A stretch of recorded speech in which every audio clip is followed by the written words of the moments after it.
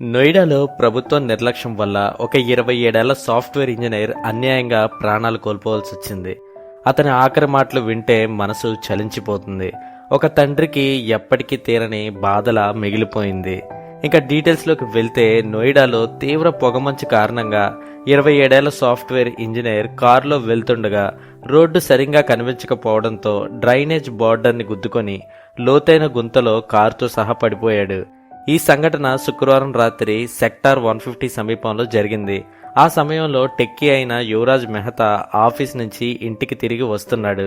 తీవ్ర పొగమంచు ఉండటం, రోడ్డుపై రిఫ్లెక్టర్లు ఏమీ లేకపోవడం వల్ల అతని కారు రెండు పక్కపక్కనే ఉన్న డ్రైనేజ్ బేసిన్లు వేరు చేసే ఎత్తైన మట్టి గడ్డను ఢీకొని నీటితో నిండిన 70 అడుగుల లోతైన గుంతలో పడిపోయాడు. గుంతలో పడ్డ యువరాజ్ ఎలాగో కారులో నుంచి బయటికి వచ్చి సెల్ లైట్ వేసి ఎవరైనా కాపాడండి అని గట్టిగా అరిచాడు. అటుగా వెళ్తున్న కొందరు యువరాజ్ అరుపులు విని సహాయం చేయడానికి ప్రయత్నించారు. కానీ దట్టమైన పొగమంచు 70 అడుగుల లోతులో తాను పడిపోవడం వల్ల వాళ్ళ ప్రయత్నాలు ఫెయిల్ అయ్యి ఇంకా కారు పూర్తిగా నీటిలో మునిగిపోయింది. చనిపోయే ముందు యువరాజ్ తన తండ్రి రాజ్ కుమార్ మెహతాకి ఫోన్ చేసి, నాన్న, నేను నీటితో నిండిన లోతైన గుంతలో పడిపోయాను, మునిగిపోతున్నాను, దయచేసి వచ్చి నన్ను కాపాడు, నాకు చావాలని లేదు అని చెప్పాడంట. యమ్మ జీవితం.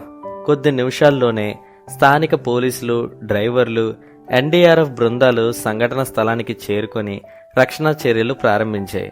యువరాజ్ తండ్రి కూడా అక్కడే ఉన్నాడట. పాపం ఆ కాల్ వచ్చిన వెంటనే 112కి కాల్ చేసి పరిగెత్తుకుంటూ ఆ ప్రదేశానికి వచ్చారట. దాదాపు 5 గంటల పాటు సాగిన రక్షణ చర్యల తర్వాత యువరాజ్తో పాటు అతని కారుని గుంత నుంచి బయటికి తీశారు. అయితే అప్పటికే యువరాజ్ మృతి చెందినట్టు వైద్యులు ప్రకటించారు. ఈ సంఘటన అనంతరం యువరాజ్ కుటుంబ సభ్యులు కేసు ఫైల్ చేశారు. తీవ్రమైన పొగమంచు సమయంలో సర్వీస్ రోడ్లపై రిఫ్లెక్టర్లు లేకపోవడం, డ్రైన్లను కప్పకపోవడం ప్రమాదానికి కారణమని మృతుడి తండ్రి ఆవేదనతో చెప్పారు. ఈ కేసులో ఏవైనా నిర్లక్ష్య అంశాలు ఉన్నట్టయితే దర్యాప్తు చేసి తగిన చట్టపరమైన చర్యలు తీసుకుంటామని knowledge park police station incharge అయిన సర్వేష్ కుమార్ తెలిపారు.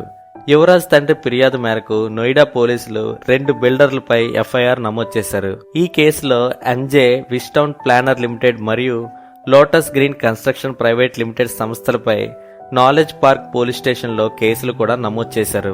ఆ తర్వాత కొంతమంది ప్రభుత్వ అధికారుల్ని లోకేష్ ఎం అనే నోయిడా అథారిటీ సీఈఓని పదవి నుంచి తొలగించి వెయిటింగ్ లిస్టులో పెట్టారు. అలాగే జూనియర్ ఇంజనీర్ నవీన్ కుమార్ని సర్వీస్ నుంచి తొలగించారు. అలాగే మరికొంతమంది అధికారులకి సోకాస్ నోటీసులు కూడా పంపించారు.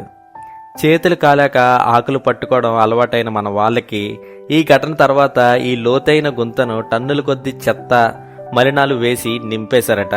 ఎవడికి ఉపయోగం ఇప్పుడు? ఇలాంటి యాక్సిడెంట్ నోయిడాలో మొదటిసారి కాదు.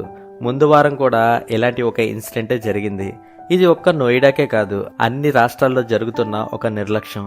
ఆ నిర్లక్ష్యం ఇప్పుడు ఒక కుటుంబానికి తన కొడుకుని లేకుండా చేసింది. తండ్రి చెప్పిన మాటలు. ఆ రాత్రి నా కొడుకు నాకు ఫోన్ చేసి, నాన్న, నేను లోతైన నీటి గుంతలో పడిపోయాను, మునిగిపోతున్నాను, దయచేసి వచ్చి నన్ను కాపాడు, నాకు చనిపోవాలని లేదు అన్నాడు. నేను వెంటనే అక్కడికి పరిగెత్తాను. కానీ నా కళ్ళ ముందే నా కొడుకు ప్రాణాలు కోల్పోయాడు. అక్కడ బ్యారికేడ్లు లేవు, రిఫ్లెక్టర్లు లేవు, ఒక చిన్న హెచ్చరిక కూడా లేదు. అధికారుల నిర్లక్ష్యమే నా కొడుకుని బలి తీసుకుంది. ఒక తండ్రిగా నా కొడుకుని నేను కాపాడుకోలేకపోయాను. ఈ బాధ జీవితాంతం వెంటాడుతుంది అని చెప్పాడు. ఈ తండ్రికి తొందరలోనే శాంతి దొరకాలని కోరుకుంటూ సెలవు తీసుకుంటున్నాను.